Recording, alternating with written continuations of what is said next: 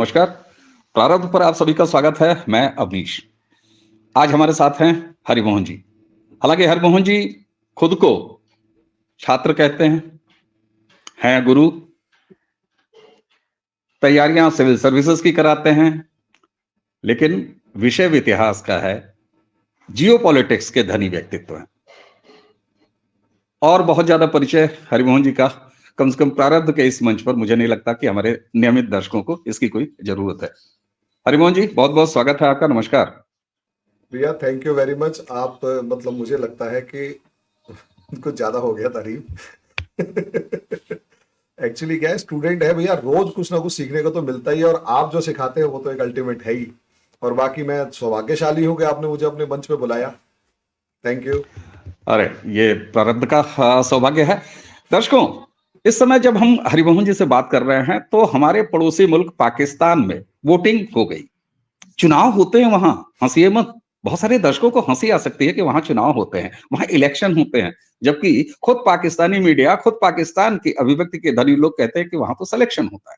तो संभवतः अगर हम और हरिमोहन जी बैठ के अगर पाकिस्तान के चुनाव पे बात करें और ये संभावना जताएं कि आज जब इलेक्शन हो चुका है तो इसके बाद इलेक्शन के परिणाम क्या होंगे, तो इस पर सारे दर्शक हमें और हरिमोहन जी दोनों को इतना सुनाएंगे, क्योंकि उन्हें पता है, सबको पता है कि क्या वहां पे होने वाला है।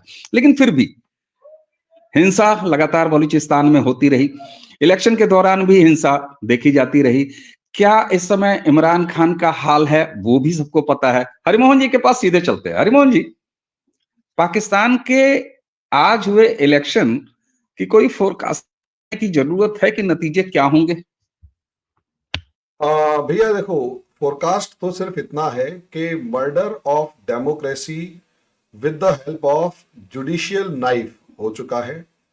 जुडिशरी के चाकू के द्वारा डेमोक्रेसी यानी लोकतंत्र की उसी टाइम हत्या हो गई थी जब आपने एक कैंडिडेट को महज चंद दिनों में 200 के करीब मुकदमों उसके ऊपर ठोक कर इमरान खान के ऊपर 24 साल की उसको सजा सुनाकर, ना सिर्फ उसको, कहीं उसकी वाइफ पॉलिटिकल एक्टिविटीज में पार्टिसिपेट ना कर ले, 14 साल की सजा उसे सुनाकर जेल में डाल दिया। और उसके बाद उसका पार्टी सिंबल से लेकर जिसे कहते हैं कैंडिडेट्स के नॉमिनक्लेचर से लेकर इवन पार्टी के नाम तक आपने सब कुछ छीन लिया। तो भैया, और वो भी by due process of law कहो, या फिर by due, you can say, I am sorry going to say, but चीर हरण ऑफ लॉ कहें, कि लॉ के चीर हरण के थ्रू आपने कर लिया। तो उसके बाद अब आप समझिए, मामला ये है कि जो सिलेक्शन हो चुका है उस सिलेक्शन पर वोट की मोहर लगाने के लिए, और इमरान खान जो कि इस टाइम पर चाहे कम था, ज्यादा था, कुछ भी था, कंटेस्टेंट था, कैंडिडेट था, उसको बाहर रखने के लिए और दुनिया को दिखाने के लिए कि देखो वो वोट डले हैं, सिलेक्शन हो चुका है। और उसके लिए एक लीपा पोती की जा रही है कि देखो हुआ। मुझे तो इन वोटिंग के ऊपर भी भरोसा नहीं है कि अंदर बैलेट पेपर के ऊपर जो वोट डलेंगे उसमें ईमानदारी से वहां पर सेलेक्ट वो वोट डल पाएंगे, वो गिने भी जाएंगे, या रिग्ड वोटिंग होगी और वो ढोंग चल जाएगा। और मजे खास बात यह है कि इमरान खान का जो डोमिनेंस है वो काफी हद तक tribal areas, Khyber Pakhtunkhwa, Saraiki region, mainly Pakistan के नीचे, वो पंजाब के नीचे की तरफ जो सराइकी रीजन है, इसमें काफी हद तक इमरान खान का एक इन्फ्लुएंस रहा है, जो मेनली बॉर्डर इलाके वो वाले हैं जहां ना तो नवाज शरीफ ना ही भुट्टो फैमिली का डोमिनेंस है। उन सब इलाकों के अंदर इमरान खान का डोमिनेंस था। लेकिन आज के दिन अगर आप देखेंगे जिस तरीके से इमरान खान कामयाब हुआ, देखिए इसमें कोई दो राय नहीं, मेरी नजर में इमरान खान एक फेल्ड प्राइम मिनिस्टर हो सकता है जब तक कि मैं बाहर खड़ा होकर देखूंगा, क्योंकि मेरे दिमाग में हमारे प्राइम मिनिस्टर की इमेज हमेशा रहेगी। भाई सीधी सी बात यह है, मैं एज एन इंडियन अगर देखूंगा तो मुझे वो इडियट लगेगा, उसकी हरकतें इडियट लगेंगी, क्योंकि मेरे दिमाग में मेरे प्राइम मिनिस्टर की जो क्वालिटीज हैं ग्राउंड लेवल पर वो कहीं ज्यादा है। लेकिन अगर मैं एज अ पाकिस्तानी खड़ा होकर देखने की कोशिश करता हूं भैया, तो सबसे बड़ी बात यह है कि मैं पाकिस्तान के अंदर नरेंद्र मोदी के कद का कोई लीडर देख ही नहीं पाता, एक्सेप्ट इमरान खान, जो कम से कम कोई एफर्ट तो कर रहा है, कुछ लड़ तो रहा है, शोर तो मचा रहा है। मैं इस चीज की तरफ ध्यान देना चाहूंगा कि हमें दो तरफ देखना पड़ेगा। एक तरफ देखिए, जो इंडियन, एज एन इंडियन अगर सोचूंगा, रियलिटी है, मुझे मेरे दिमाग के ऊपर मोदी जी का इंप्रेशन ऐसा है कि मैं अपने बाकी लीडर्स को नहीं देख पा रहा, मैं उन्हें कहां से देखूंगा। और जिस तरीके से एक के बाद एक इन्होंने काम किए, तो उसके बाद तो मैं वैसे भी नहीं देख पाऊंगा कि अपोजिशन की तरफ। और यहां हम खुद हमने भी उस दिन शायद कह ही दिया था कि भाई राम नाम पे ईवीएम हैक हो चुकी है, रामचंद्र श्री राम ने ईवीएम हैक करवा दिया, अब तो देखो क्या होता है। 400 पार जाते हैं, 500 पार जाते हैं, वो तो भगवान वाले गए। और वो खाते खुलेंगे जो कहीं ना कहीं हम उम्मीद भी नहीं कर सकते, शायद हम क्या मोदी जी भी उम्मीद नहीं कर सकते, वो वाले खाते खुलते हुए नजर आएंगे।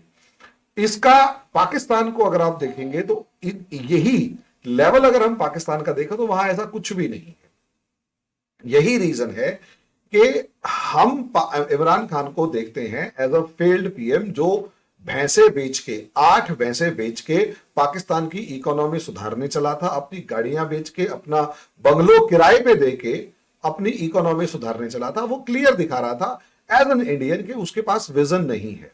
और जिस तरीके से 2019 में 5 अगस्त 2019 के बाद जो उससे पहले जो फरवरी 2019 के अंदर जिस तरीके से कैप्टन अभिनंदन वाला इशू हुआ था, उसके अंदर जिस तरीके से इमरान खान और पूरी की पूरी आर्मी फेल हुई। और उसके बाद तीसरा लेवल अगर आप देखेंगे तो जिस तरीके से इमरान खान और 370 के मामले में फेल हुआ, लगातार वन आफ्टर द अदर उनको बहुत बड़े बड़े सेटबैक लगे। और इकोनॉमिक क्राइसिस तो पाकिस्तान का 2016 के बाद से शुरू हो चुका था, 2017 में सिम्टम्स दिखाई देने लग गए थे, 2018 के अंदर इकोनॉमी कोलैप्स हो चुकी थी। यानी जब इमरान खान आया लगभग इकोनॉमी भीख मांगने के कागार पर हो चुकी थी। डिफॉल्ट मान नहीं रहे, लेकिन जब आप किसी कर्जे को 1 साल 2 साल आगे बढ़वाना शुरू कर दें तो इसका मतलब यह है कि भाई सीधी सी बात है, आप डिफॉल्ट हो चुके हैं, आपकी औकात नहीं है वो कर्जा देने की, और वो भी 2-2 3-3 बिलियन डॉलर। जबकि कश्मीर का जो हमारा बजट है वो 14 बिलियन डॉलर का है, वो भी इंटरिम बजट है,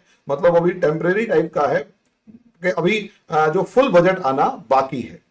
अब ऐसी सिचुएशन के अंदर अगर आप देखेंगे तो पाकिस्तान को एक इनकम्पिटेंट प्राइम मिनिस्टर मिला था, लेकिन फिर भी वो पहला ऐसा बंदा था जिसने डेमोक्रेटिक वैल्यूज को बनाए रखने के लिए आर्मी के सामने आवाज उठाने की हिम्मत की थी, और ओपनली आवाज उठाने की हिम्मत की थी। वही बंदा था जो कम से कम बाद में सही, अमेरिका झूठा सही, अमेरिका से पाकिस्तानी इंटरेस्ट को बचाने की बात कर पा रहा था, चाइना से खड़े होकर ये कह रहा था कि तुमने जिन टर्म्स कंडीशंस पर लोन दिए हैं वो टर्म्स कंडीशंस बताओ। आर्मी को खड़े होकर कह रहा था कि मैं दबूंगा नहीं, मैं ये नहीं करूंगा, मैं वो नहीं करूंगा। मतलब पहली बार पाकिस्तानियों को शायद जुल्फिकार अली भुट्टो के बाद कोई बंदा स्ट्रगल करता हुआ नजर आया, लड़ता हुआ नजर आया। तो ऑब्वियस सी बात है, ना से कुछ तो सही है, कुछ नहीं था। आप ये देखिए, बेनजीर भुट्टो लास्ट थी जिसने आर्मी के खिलाफ आवाज उठाई, उसके खोपड़ी के अंदर छेद कर दिया गया और पहुंचा दिया गया उसको भी। अब उसके बाद आप कहीं पर भी देखेंगे ना तो वो जरदारी की जो सरकार थी, जो राष्ट्रपति बने थे, उसमें कुछ ऐसा दम था, वो भी किसी तरीके से सेटलमेंट कर करा के ही बन रहे थे। उसके बाद ना ही नवाज शरीफ ने रीढ़ की हड्डी दिखाई, जरा सी आर्मी ने उसको हुड़की दी कि तेरे को हम बता देंगे, और वो भाग गया। तो नवाज शरीफ एक भगोड़ा पीएम के अलावा कुछ भी नहीं है। तीसरे किसी बंदे का नाम बता दीजिए। मौलाना फजलुर रहमान बकैती पूरी करता है, हवाबाजी पूरी करता है, मदरसा अपने जितने भी चला रहा है, लेकिन पोटेंशियल नहीं है। और रही बात बिलावल भुट्टो की, अब बिल्लो रानी कहें उसको, बिलावल भुट्टो कहें, पाकिस्तान का पप्पू कहें, आई कांट से एनीथिंग, लेकिन पोटेंशियल नहीं है, कॉम्पिटेंट नहीं है। इसलिए अगर आप उसका थोड़े दिन पहले का बयान सुनेंगे तो ऐसा लगेगा कि हम कश्मीर की जंग जारी रखेंगे। ओ भाई, तू रोटी खिला ले पहले और जंग जारी रख, हम भी चाहते हैं। पहले वो वाला अपना वाला जो है ना, उनको रोटी खिला ले, कहीं ऐसा ना हो कि वो भाग जाएं। प्रॉब्लम यही है कि पूरा सिनारियो जो है पाकिस्तान का, वो इस टाइम पर इमरान खान के अलावा आपको कोई दिखेगा ही नहीं जो ऐसा लगे, भले ही इनकम्पिटेंट है, लेकिन एक जज्बा जो पाकिस्तानी लगातार कह रहे हैं जज्बा है, तो वो जज्बा दिखाई दे रहा है लड़ने का मुसीबतों से।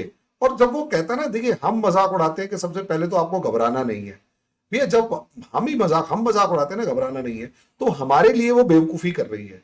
लेकिन एक डरा हुआ बंदा है, सहमा हुआ बंदा है, उसको उसका प्रधानमंत्री दिलासा दे रहा है ना कि सबसे पहले तो घबराना नहीं है, हम आगे बढ़ेंगे। ये बिल्कुल ऐसा ही है जैसे हमारे एग्जाम्स के अंदर हमारी एंजाइटी हो रखी हो, घबराहट हो रखी हो कि कहाँ जाएंगे कहाँ जाएंगे, अफरा तफरी सी मची हुई हो दिल के अंदर, एक जिसे कहते हैं उतावलापन या जिसे कहते हैं उचाटन, वो मची हुई हो। तब ऐसे में अगर हमारे फादर, भाई हेड ऑफ द स्टेट जो होता है वो लाइक फादर होता है, तो हमारे पिताजी आके के बेटा घबराना नहीं, मैं हूं ना, आई विल हैंडल, तू जाके कर, तू कर तो सही। इतनी दिलासा भी बच्चे के लिए बहुत बड़ी चीज होती है। वही चीज इमरान खान कर रहा था। यही रीजन है कि आर्मी समझ चुकी थी कि इस आदमी को काबू कर पाना बड़ा मुश्किल काम है। और सबसे बड़ी बात यह है, इसके साथ कॉमन मैन जुड़ा हुआ है, आम आदमी जुड़ा हुआ है। और आम आदमी अगर जुड़ा हुआ है तो रिग्ड वोटिंग जहां पर दिखी, रिग्ड वोटिंग जितनी जहां भी दिखी, वहीं तूफान मचेगा। इसीलिए पूरी कोशिश की गई इसकी इमेज खराब करने की। लेकिन देखिए, इमेज खराब होती है एक आधे मैटर से कि जी उसने घड़ी बेच खाई, लोग कहते तुमने देश बेच खाया, उसने घड़ी बेच खाई, क्या बकवास है ये, वहां फेल हो गए। उसके बाद कहते हैं तुमने वो क्या नाम है, हराम की शादी करी। वो दूसरे आम आदमी कहता है भाई तुम्हारी कुर्सी के ऊपर तुम्हारी एक मतलब वो कौन वो लड़की सी है वो बैठी हुई दिखाई देती है, वो वहां तुम्हारे ऑफिस में बैठ के वीडियो बना रही है, वो तो हराम नहीं हुई, ये हराम हो गया।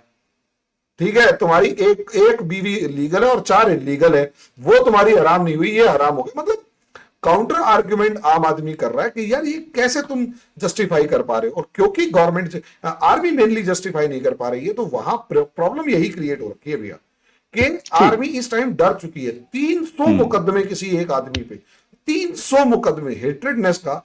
यानी अगर किसी को गली में कुत्ते ने किसी दूसरे को कुत्ते को काट खाया होगा, तो कुत्ते के ऊपर भी इमरान खान नाम लिख के कहा होगा इस इमरान खान ने उसको काटा, इसलिए प्रधानमंत्री में मुकदमा कर दो, आपका नाम इमरान खान ही कैसे था। इस लेवल पर होता भैया 300 मुकदमे। अभी मैं वो रोहित सॉरी सुमित जैन जी हैं, वो मजाक मजाक में बता रहे थे, कहता भाई एक मुकदमा तो है ना मेरी वजह से हो गया इमरान खान पे। मैंने कहा कैसे, कहता यार मैंने मजाक मजाक में कह दिया आरजू काजमी के चैनल के ऊपर, एक पाकिस्तानी चैनल पे, कि हाँ मैं कह रहा हूं मैंने दिया इमरान खान को 200 करोड़ रुपए। कहता उसने उसकी भी क्लिप बना के प्रूफ करके, पाकिस्तान इमरान खान एक क्या नाम है बेईमान आदमी और गद्दार है, और भारतीय एजेंट जो चाइना में बैठा हुआ है वो ये मान रहा है कि हाँ मैंने दिए, इसलिए इमरान खान पे मुकदमा कर दो। बाकायदा उसकी क्लिप लगा के मुकदमा कर रखा है इमरान खान पे। मतलब क्या क्या ड्रामा डेमोक्रेसी करना है तो कर लो, लेकिन सिलेक्शन वो कर चुके हैं। अच्छा एक मजे की बात और बताओ, मेरे पास कुछ दिन पहले फोन आया, एक नहीं 2 फोन आए, कहते भैया आपको पता है क्या हुआ। मैंने कहा हाँ भाई क्या हुआ। कहते हमारे पास आज फोन आया कि मैं पाकिस्तान का प्रधानमंत्री नवाज शरीफ बोल रहा हूं। मैंने कहा वेरी गुड, सिलेक्शन कंफर्म। अब उसमें वोट का तो डपोसला हो रहा है, धांधली हो रही है, तो करते रहो। जी भैया बिल्कुल, ये बात समझ में आती है कि इस समय जिस तरीके से इमरान खान, आपने जो इमरान खान का बैकग्राउंड बताया, जो इमरान खान के वोटर जहां से आते हैं, जहां इमरान खान का प्रभाव है पाकिस्तान की राजनीति में और पाकिस्तान की जनता में, वो आम है। हालांकि आम शब्द से अब हम भारतीय अच्छा खासा जल चुके हैं। हमारे यहाँ भी आम अमरूद पार्टी टाइप का एक मतलब एक्सीडेंट हुआ। बहरहाल, लेकिन एक चीज, जब हम पाकिस्तान में इलेक्शन की बजाय सिलेक्शन की बात करते हैं, और ये आज का नहीं है, आर्मी जिसको चाहती है वही वहां पर कुर्सी पे बैठ पाता है, जब तक चाहती है तब तक बैठ पाता है। तो इमरान खान का आना, ये भी तो आर्मी का ही सिलेक्शन रहा होगा। अब ऐसे में आज इमरान खान और पाकिस्तान की आर्मी बिल्कुल एक दूसरे के खिलाफ इस तरह से खड़े हैं। हालांकि ये भी कहा जा सकता है और समझा जा सकता है कि आर्मी का हित जहां पर नहीं सधेगा, 2 मिनट में उसके खिलाफ हो जाएगी। ये भी बात समझ में आती है। आखिर ये मामला इमरान खान और पाकिस्तान आर्मी के बीच बिगड़ा कहां से डरी पाकिस्तानी आर्मी? भैया एक चीज थोड़ी सी सुधारना चाहूंगा, मुझे माफ कीजिएगा अगर मैं गलत हूं। तो असलियत में आर्मी जब चाहे आ जाती है, जब चाहे नहीं आती है। इससे ज्यादा इंपॉर्टेंट है, आर्मी से पहले अमेरिका को जब जब पाकिस्तान की जरूरत पड़ी है, पहले पाकिस्तान के अंदर आर्मी रूल आता है, और आर्मी रूल लगने के बाद अमेरिका अपना कोई ऑपरेशन करता है। उस ऑपरेशन को खत्म करने से पहले आर्मी रूल हटाता है, और अमेरिका वहां पर डेमोक्रेसी का ढकोसला, कमजोर सी डेमोक्रेसी बना के और दुनिया को दिखाता है कि देखो मैंने पाकिस्तान में भी डेमोक्रेसी स्टेब्लिश कर दी, मैं चला। उसके बाद जब दोबारा जरूरत पड़ती है तो दोबारा से एकदम से आर्मी रूल आता है, अमेरिका का काम होता है, और उसके बाद ऐसे ही उठापटक वाली सिचुएशंस होती हैं, घबराहट होती है, और अमेरिका उसको हैंडल कर ले जाता है और अपना काम निकाल लेता है। मैं इसका एग्जांपल अगर दे दूं तो जो सबसे पहला जो इफेक्टिव आर्मी रूल लगा, उससे पहले अगर आप देखेंगे तो अयूब खान, जनरल अयूब खान वाला जो रूल आया था, वो जनरल अयूब खान का रूल इसीलिए आया था क्योंकि सिचुएशंस अमेरिका के अंदर को उस टाइम पर जियो पॉलिटिकल सिचुएशंस में, कोल्ड वॉर में अमेरिका को अयूब खान की जरूरत थी। और जब अयूब खान की जरूरत थी तो ऑब्वियस सी बात है अयूब खान को गद्दी पर बैठने दिया, और उसी अयूब खान को हेनरी किसिंजर के कहने पर, I think John F Kennedy थे, कौन से थे मुझे नाम याद नहीं है, जो जिनको गोली मारी गई थी, शायद वही थे, उन्हीं वहां पर अमेरिका के अंदर अमेरिका के राष्ट्रपति के साथ बिठाकर अयूब खान की अगर ओपन कार के अंदर रैली करवाई जाती है तो अंदाजा आप लगाकर देख सकते हैं कि पाकिस्तानी आर्मी जनरल अमेरिका के इतने चहेते क्यों होते थे, क्योंकि कोल्ड वॉर में इनकी जरूरत होती थी। जब अयूब खान 65 वॉर हार जाता है तो उसके बाद याहिया खान को बनने दिया जाता है, ना कि वहां कोई डेमोक्रेटिक सिस्टम स्टैब्लिश होता है। पैरेलली जो है वो जुल्फिकार अली भुट्टो जो है वो राइज कर रहा था। लेकिन प्रॉब्लम तब आती है जब 1971 के अंदर याहिया खान जो है वो बांग्लादेश हार जाता है और इंडिया से हार जाता है। वो टेम्परेरी डेमोक्रेसी इसलिए आई थी क्योंकि भैया वहां पर आर्मी जो है अपनी क्रेडिबिलिटी लूज कर चुकी थी, लोगों के अंदर गुस्सा था, उस गुस्से को शांत करने के लिए एक अल्टरनेट फॉर्म ऑफ गवर्नमेंट दिखाना जरूरी था, और वो alternate form of government popular vote की फॉर्म में जुल्फिकार अली भुट्टो के फॉर्म में आया। लेकिन जुल्फिकार अली भुट्टो भी अभी डेमोक्रेसी की रूट्स को मजबूत कर पाता, उससे पहले पहले उसको मार डाला गया, फांसी नहीं दी गई, मार डाला गया, पेट में लात मारी एक ब्रिगेडियर ने, उसके दर्द से वो इतनी बुरी तरह लाते मारी कि मर गया, और उसके बाद उसकी डेड बॉडी को स्ट्रेचर पे ले जाके फांसी पे लटकाया गया। ये था जुल्फिकार अली भुट्टो का अंत।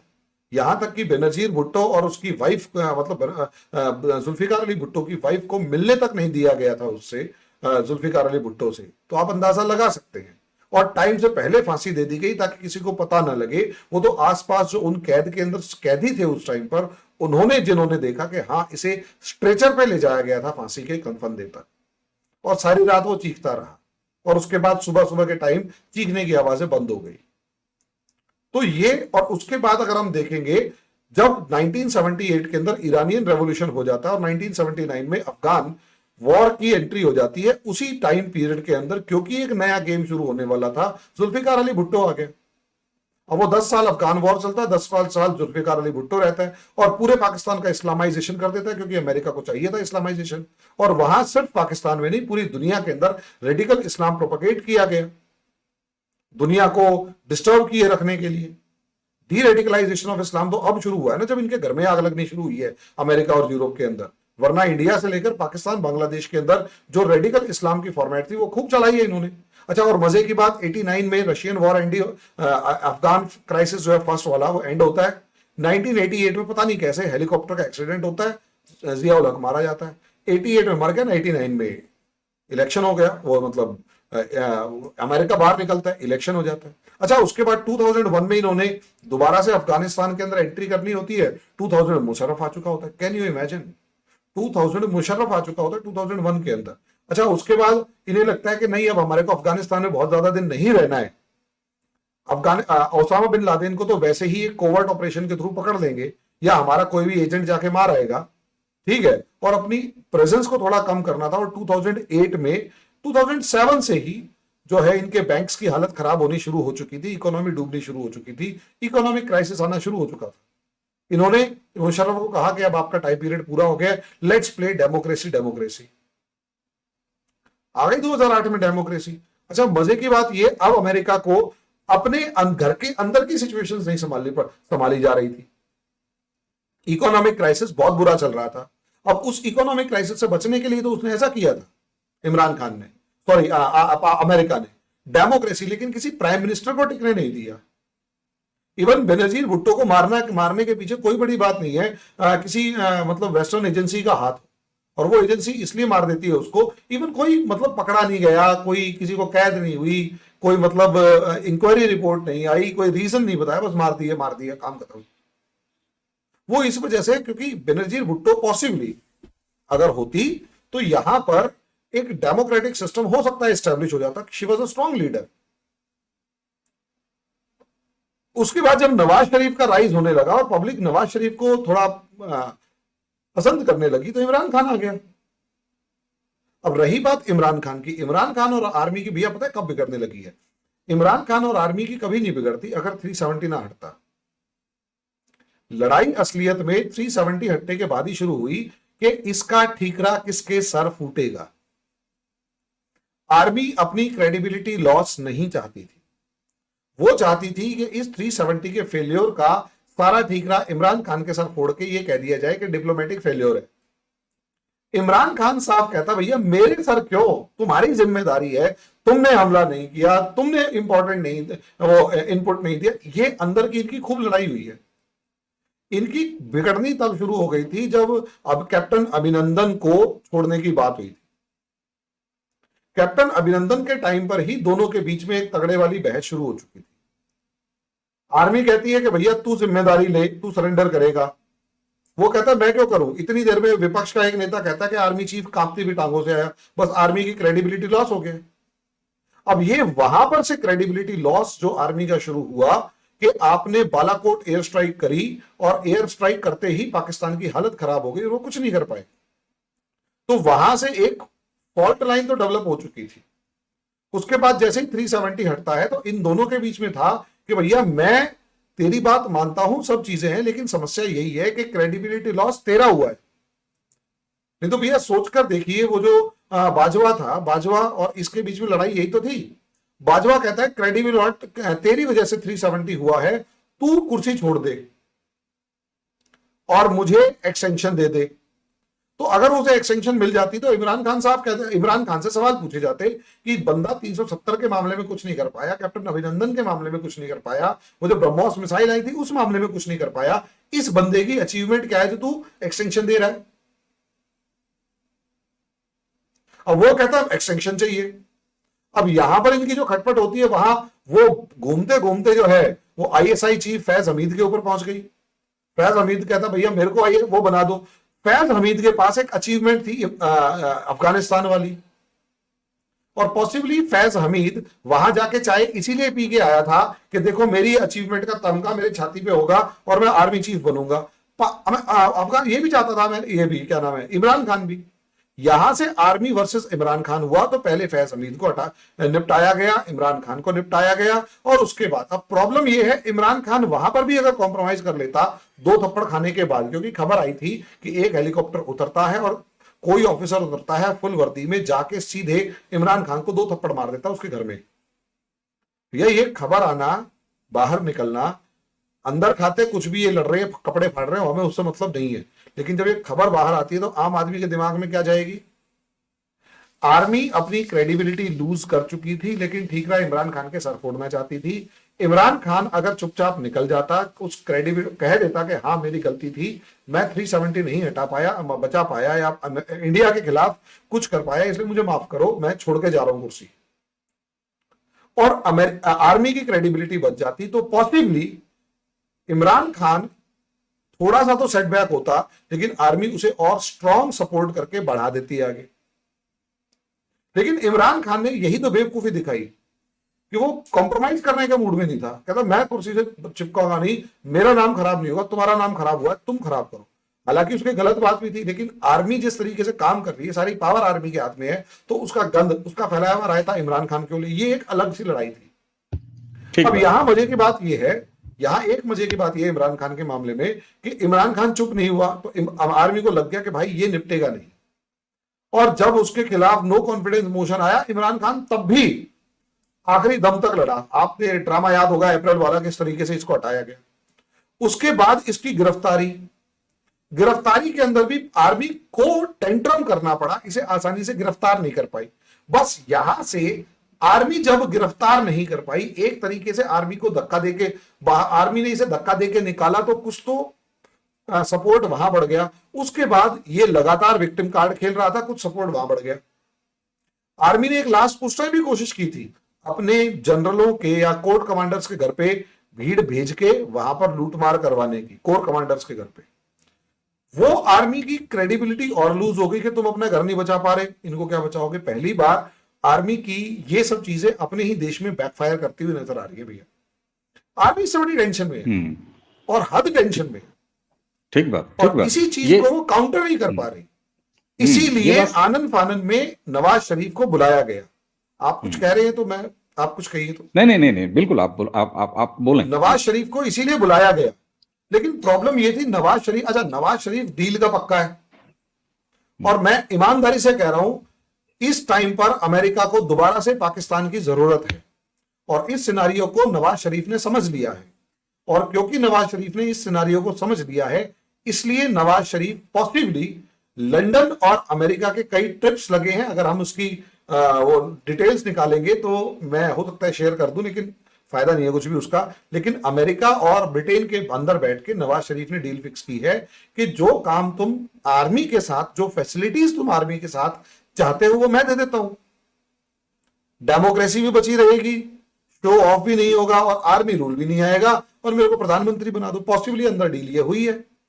और इसीलिए पाकिस्तान के अंदर, अच्छा इस टाइम पर पाकिस्तान अभी भी नहीं प्रॉब्लम होती, पाकिस्तान में अभी भी प्रॉब्लम नहीं होती।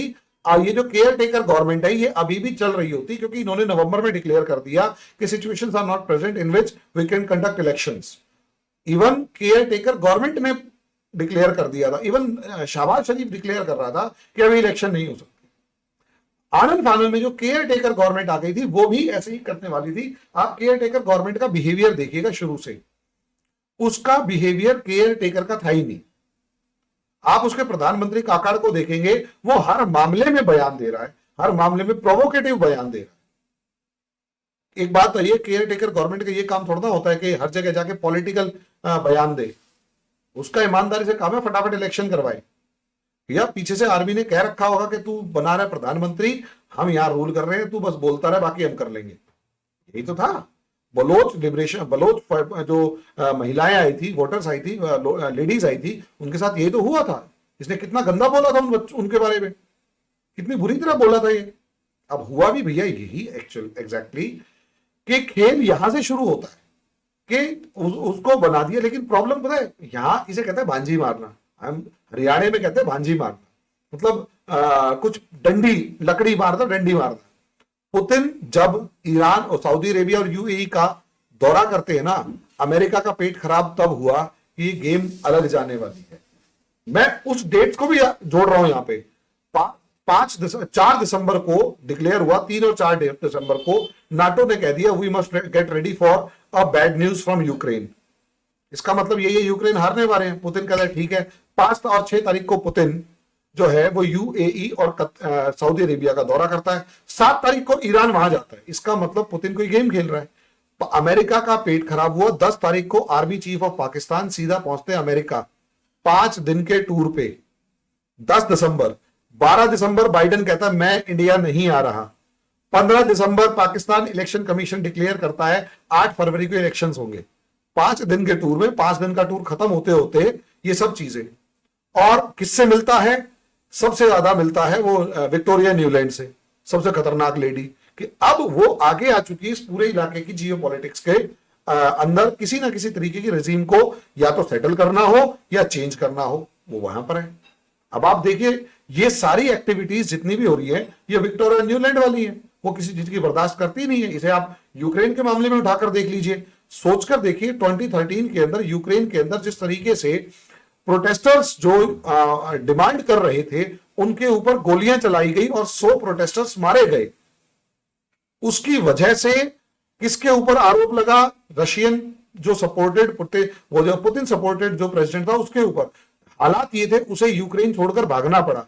बाद में एक इंक्वायरी में पता लगा कि वो सारी की सारी गोलियां अमेरिका के ही जो सपोर्टर्स थे या यूरोपियन यूनियन के सपोर्टर्स थे उन्हीं ने चलाई थी और 100 बंदे मार दिए थे ताकि रशिया की पकड़ ढीली हो जाए।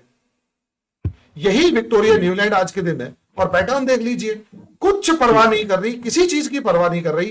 150 मुकदमे डाल, जो मिल रहा है डाल और इमरान खान को खत्म कर। ये उसका नेचर है, तरीका है।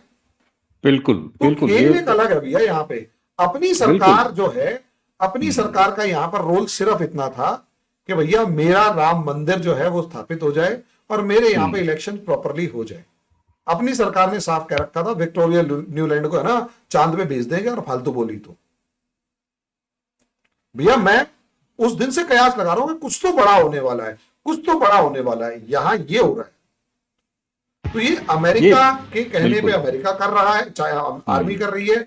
आर्मी के इशारे पे वो जो नवाज शरीफ है वो आगे बढ़ रहा है इमरान खान को रगड़ के। और कोई बड़ी बात नहीं, थोड़े टाइम बाद उसको हार्ट अटैक आ जाए, एंग्जाइटी में मारा जाए, हो सकता है कीटी वीटी काट खाए, चींटी वगैरह काट खाए, वो मार दे, कुछ भी हो सकता है, कुछ भी। इनके अंदर बिल्कुल ठीक ट्रेंड बात है। है। बिल्कुल ठीक बात है। अच्छा हरिमोहन जी, आपसे बातचीत के दौरान एक नया एंगल देखिए, अमेरिका इसके पीछे है, खुद पाकिस्तानी कहते हैं जी अमेरिका का हाथ है, अमेरिका का हाथ है। जैसे इंडिया का हाथ है वैसे वो अमेरिका भी लगातार रिपीट करते हैं। लेकिन आपसे इस बातचीत में एक चीज साफ पता चली कि एक जो अवधारणा है कि पाकिस्तान में आर्मी सब कराती है, लेकिन आर्मी का भी एक बॉस है। और ऐसे में ध्यान आपको आ रहा होगा, एक वीडियो में हम लोगों ने चर्चा भी की थी, जब आसिफ मुनीर 5 दिन के दौरे पर, वो 5 दिन का दौरा मेरे ख्याल से 1 या 2 दिन एक्सटेंड भी हुआ था, 7 या 8 दिनों का हुआ था या ऐसा कुछ हुआ था। और उसके बाद से ये पूरी टाइमलाइन अगर बांध दी जाए तो साफ समझ में आता है कि पाकिस्तान का आका पाकिस्तानी आर्मी है, लेकिन पाकिस्तानी आर्मी का आका यूएस है। और ये जियो पॉलिटिकल सिचुएशन जो दिखाई दे रही है उसमें कुल मिला के ये है कि शतरंज भी यूएस का, दोनों गोटियां सफेद और काली वो भी यूएस की, दोनों तरफ से खेल रहा है यूएसई। बस जिस टेबल पर वो शतरंज रखी हुई है वो पाकिस्तान है। अब उसको चाहे बेचारा पाकिस्तान कह लिया जाए या कुछ भी कह लिया जाए। आपने इमरान खान की बात की, चीटी काट लिया, बिल्कुल साहब, वहां तो होता ही है। तो बातें फांसी की चलने लग पड़ी हैं, ऐसा नहीं है।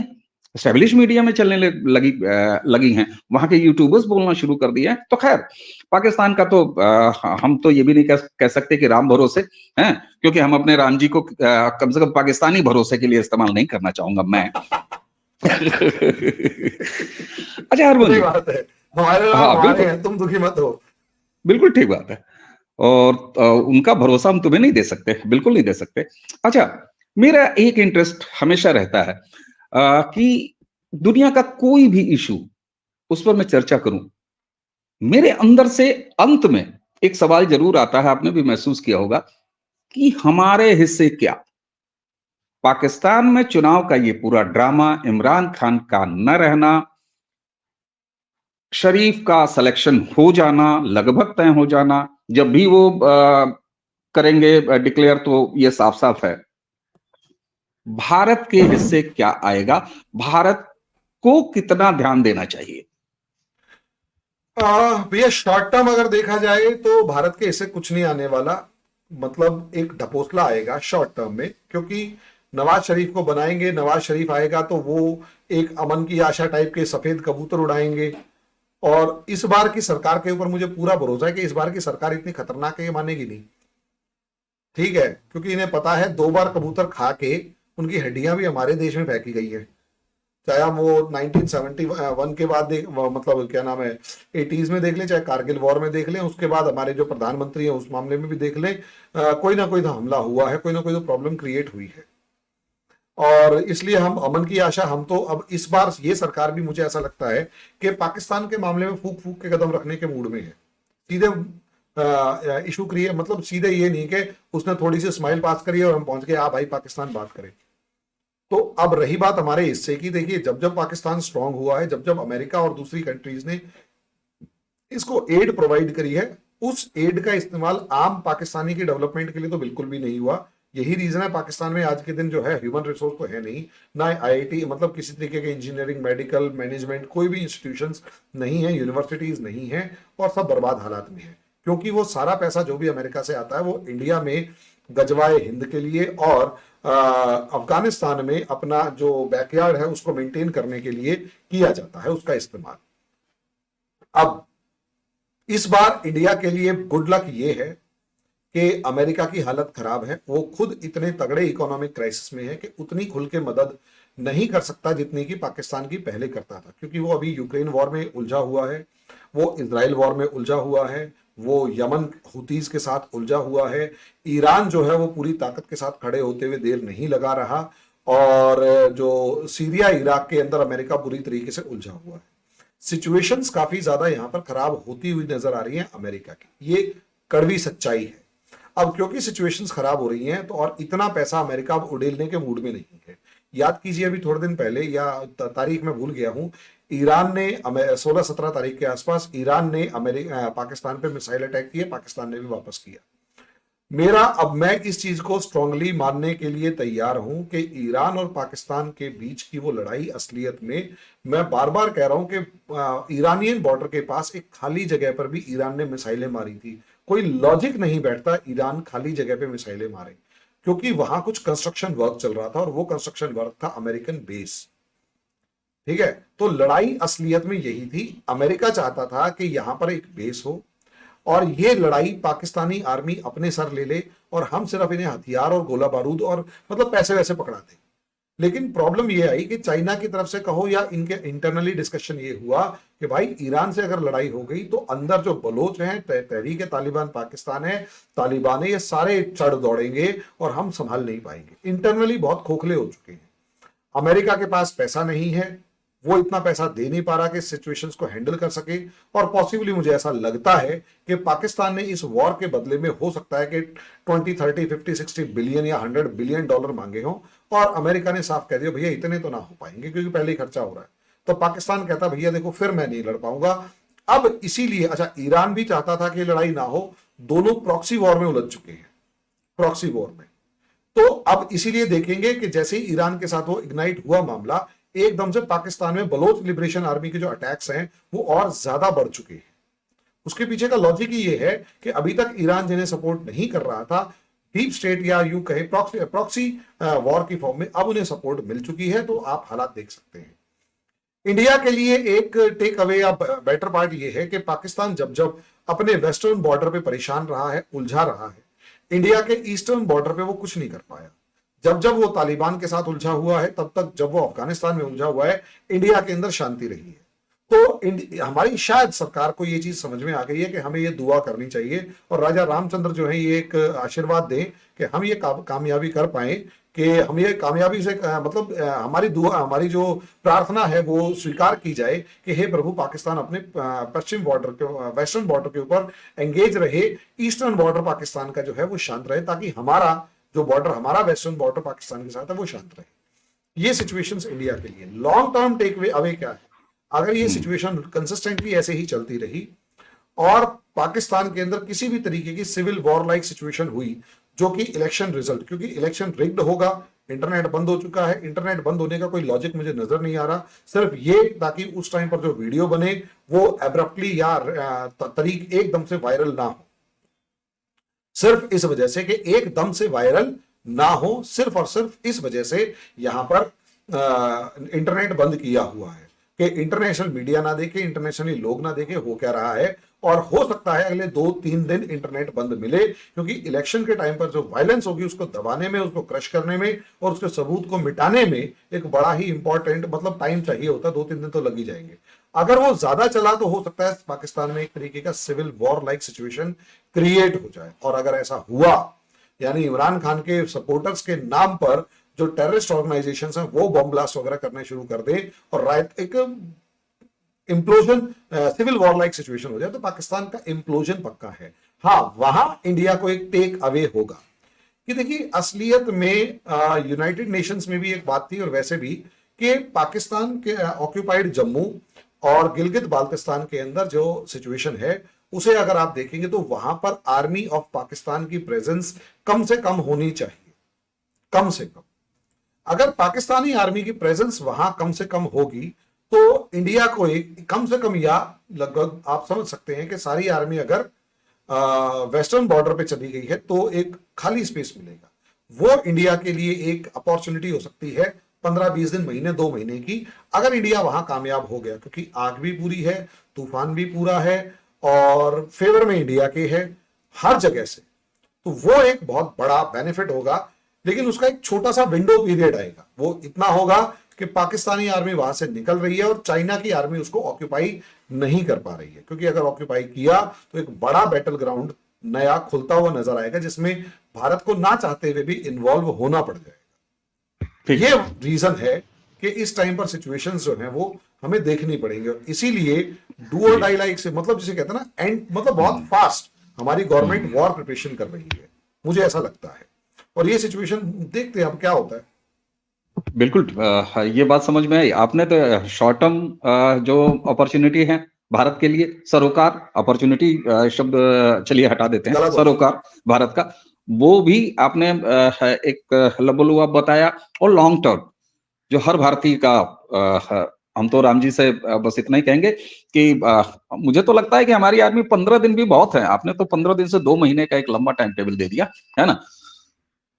मैं वो कह रहा था, जियो पॉलिटिकल सिनारियो कुछ इस तरीके का होता है, जैसे है ना 2019 में विंडो पीरियड मिला था 2-3 महीने का। ठीक बात।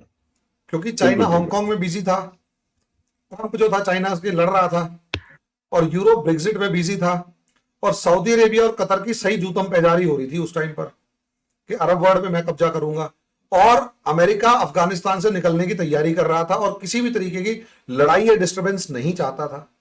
वो जो 2-3 महीने का विंडो पीरियड था, अगस्त से, जुलाई से जो शुरू हो चुका था, 15-20 जुलाई के आसपास से, या जुलाई से शुरू हो चुका था, जुलाई से लेकर और अप्रॉक्सीमेट दिसंबर तक का वो विंडो पीरियड था, उसी में इंडिया ने खेल कर दिया कश्मीर का।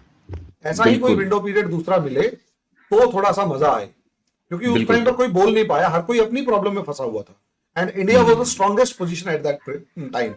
अभी भी स्ट्रॉन्गेस्ट पोजीशन पर है, लेकिन अभी वो सिनेरियो क्रिएट नहीं हुआ। हमारे अभी जो दोनों पड़ोसी हैं वो उलझे हुए नहीं है, एक उलझा हुआ दूसरा नहीं, दूसरा जिस दिन उलझ जाएगा तो एक तगड़ा विंडो पीरियड क्रिएट होगा। बिल्कुल बिल्कुल। हरमन जी कहते हैं ना कि वो पाकिस्तानी जुमला में उठा लेता हूं कि जज्बा बहुत है, तो हमारे दर्शक भी समझ रहे होंगे। और भारत जैसे गंभीर स्टेट, कम से कम भारत पाकिस्तान जैसा बचकाना नहीं हो सकता। हमारा बच्चा है, बच्चा ही रहेगा बहरहाल, इसलिए बचकाना अपन उसका कभी जाता नहीं। बच्चों के दादा बनने वाले हैं। चलिए, ये भारत की आबादी वैसे भी बढ़ रही है, भारत के अंदर भी बढ़ रही है, भारत के बाहर भी बढ़े, कोई बात नहीं, भारत वंशियों का उदय हो, सब राम जी की महिमा है। तो ये बात जो मैं कह रहा था हरिमोहन जी, कि वाकई ये बात सही है कि प्रैक्टिकल जमीन पर खड़े होकर इस तरह के बड़े आकलन किए जाने चाहिए। और आप जिस विंडो पीरियड की बात कर रहे हैं, 370 हटना, और आपने ये जो अभी दृश्य समझाया, वो बात बिल्कुल बचती है, समझ में आती है साफ साफ। ऐसे ही किसी और मौके का इंतजार भारत को रहेगा। कुछ बड़े काम निपटाने के लिए ऐसे मौके चाहिए। जब पूरा मोहल्ला कहीं और बिजी हो तो 2 जोड़े बड़े आराम से मिल लिया करते हैं। दर्शकों, मुझे लगता है हमारे यहाँ कहते हैं बली करेंगे राम। बिल्कुल ठीक बात है। तो दर्शकों, हमें उम्मीद है कि हरिमोहन जी के साथ ये चर्चा उस मौके पर हो रही है जब पाकिस्तान में इंटरनेट तो बंद है, वहां से कोई बहुत सारी चीजें निकल के आ नहीं रही हैं। हरिमोहन जी ने कहा कि ये सिलसिला भी 2-3 दिन और आगे बढ़ सकता है, लेकिन जब भी पाकिस्तान के चुनावी रिजल्ट आएंगे, नतीजे सबको पहले ही पता है। इमरान खान का भविष्य क्या होगा, ये पाकिस्तान के पास इतिहास है कि उनके अपने लोगों का भविष्य वो क्या करते रहे हैं उनके साथ। तो कुल मिला के हमें लगता है कि पाकिस्तान के चुनाव के बहाने एक जो पूरे जियोपॉलिटिकल सिचुएशन जो हमारे आसपास चल रही है, और उसमें हालांकि आसपास के साथ अमेरिका भी हम चले गए हरिमोहन जी के साथ, तो ये सारी स्थितियां आप तक हरिमोहन जी ने के जरिए पहुंची। इसके लिए हम हरिमोहन जी को बहुत बहुत धन्यवाद। हरिमोहन जी, आपका बहुत बहुत धन्यवाद। और दर्शकों, इसी के साथ हमें और हरिमोहन जी दोनों को आज्ञा दीजिए। नमस्कार। थैंक यू भैया।